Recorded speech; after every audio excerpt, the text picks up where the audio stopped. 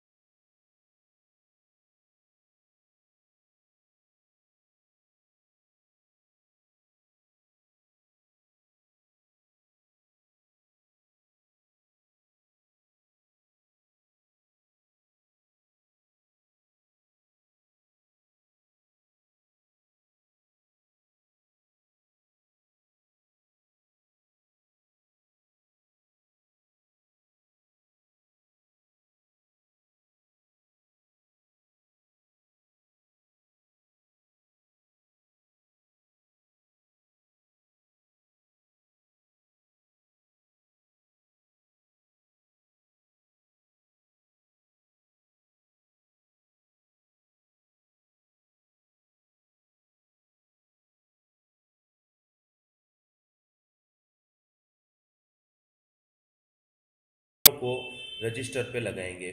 जब हम इन दोनों को रजिस्टर पर लगाते हैं तो यहाँ पर जो मल्टीमीटर है वो इसकी रीडिंग देना स्टार्ट करता है। तो ये देखिए यहाँ पर ये 168 ओम पर रीडिंग आ रही है। अब वापस इसको मल्टीमीटर के दोनों टर्मिनल्स को उल्टा करते हैं और वापस इस रजिस्टर पे लगाते हैं और यहाँ पर देखिए वापस ये दोनों साइड के अंदर रीडिंग दे रहा है। चूंकि ये दोनों साइड में रीडिंग दे रहा है इसका मतलब ये जो युक्ति है ये प्रतिरोध है। अब इसका मतलब ये हो गया, अगर आपको प्रतिरोध की पहचान करनी है तो इसके दोनों सिरों पर मल्टीमीटर की जो पिन है उनको पलट कर लगाना है। अगर दोनों बार पलट के लगाने पर ये अगर रीडिंग देता है तो इसका मतलब ये हो गया कि ये दिया गई जो युक्ति है ये प्रतिरोध है। अब ये सेकंड जो बी भाग जो इसका कोड है इसको चेक करेंगे। इसको चेक करने के लिए यहाँ पर जो रेड टर्मिनल है उसको यहाँ लगाएंगे और ब्लैक टर्मिनल को यहाँ लगाएंगे। उससे पहले हमको ये ध्यान रखना है कि इसको डायोड के रीजन में मल्टीमीटर को यहाँ पर हमको डायोड के लिए इसको ले जाकर एडजस्ट करना है। यहाँ पे आपको मल्टीमीटर में डायोड का चिन्ह दिखेगा, इसको डायोड पर ले जाके एडजस्ट करिए। अब इसको रेड टर्मिनल को एक सिरे पे लगाइए और ब्लैक टर्मिनल को दूसरे सिरे पे लगाइए। अब देखिए आप मल्टीमीटर में जो रीडिंग है वो 6.27 आ रही है, यानी एक तरफ ये धारा प्रवाहित कर रहा है और उसके अंदर प्रतिरोध की वैल्यू 6.27 थी। अब हम इसके लीड्स को चेंज करते हैं। जहाँ पर पहले हमने रेड लगाया था वहाँ पे हम ब्लैक लगाते हैं और जब हम इसको देखते हैं तो मल्टीमीटर में देखिए आप, मल्टीमीटर के अंदर यहाँ पर 1 आ रहा है, यानी ये रिवर्स बायस में करंट को फ्लो नहीं करेगा और फॉरवर्ड बायस में करंट फ्लो कर रही थी, यानी बी जो युक्ति है वो एक डायोड है। अब यहाँ पर कोड सी जो है इसको चेक करेंगे। तो ये एक कैपेसिटर है, इसको चेक करने के लिए आपको 2 स्टेप में इसको करना है। सबसे पहले कैपेसिटर के अंदर आपको ये ध्यान रखना है कि यहाँ पे 2 टर्मिनल होंगे।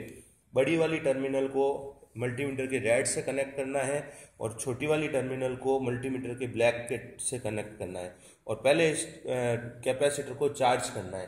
तो कैपेसिटर को चार्ज करने के लिए हम इसको मल्टीमीटर के जो स्विच है इसको 20 वोल्ट पर ले जाके एडजस्ट करते हैं। मैंने इसको 20 वोल्ट पर एडजस्ट कर दिया है और अब मैं कैपेसिटर को चार्ज करूंगा। अब देखिए हम यहाँ पर इसको कैपेसिटर को चार्ज कर रहे हैं।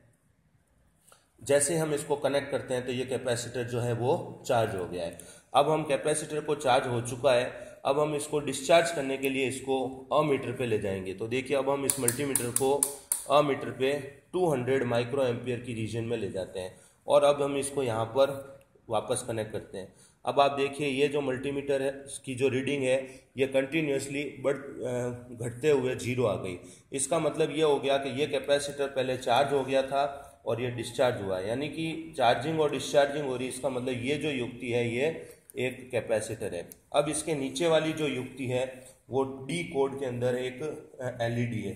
तो एलईडी को टेस्ट करने के लिए हम इसको वापस मल्टीमीटर को एडजस्ट करेंगे और इसके अंदर करंट के फ्लो को स्टार्ट करेंगे। इसको हम 200 ओम पे ले जाके रखते हैं और एलईडी के दोनों सिरों के ऊपर इसको जोड़ते हैं।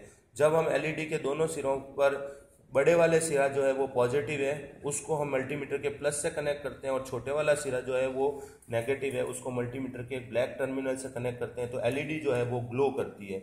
एलईडी ग्लो कर रही है, इसका मतलब इसमें से लाइट निकल रही है, यानी ये लाइट एमिटिंग डायोड है। अब लास्ट दो जो युक्तियाँ बची हुई है उनको देखिए।